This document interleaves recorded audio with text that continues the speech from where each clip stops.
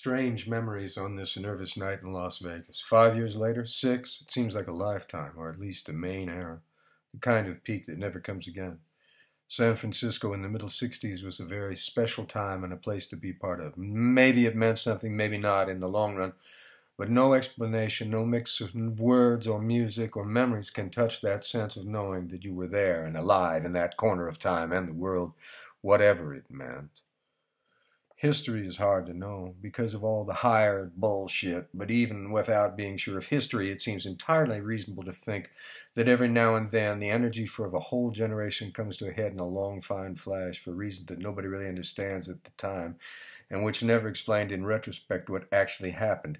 My central memory of that time seems to hang on 1 or 5 or maybe 40 nights or very early mornings when I left the Fillmore, half crazy, and instead of going home, aimed the big 650 Lightning across the Bay Bridge at 100 miles an hour, wearing LL Bean shorts and a buttle sheep herder's jacket, booming through the Treasure Island Tunnel at the lights of Oakland and Berkeley and Richmond, not quite sure which turnoff to take when I got to the other end, always stalling at the toll gate, too twisted to find neutral while I fumbled for change, but being absolutely certain that no matter which way I went, I would come to a place where people were just as high and wild as I was. No doubt about that. There was madness in any direction at any hour, if not across the bay, then up the Golden Gate or down 101 to Los Altos or La Honda. You could strike sparks anywhere. There was a fantastic universal sense that whatever we were doing was right, that we were winning. And that, I think, was the handle, that sense of inevitable victory over the forces of old and evil.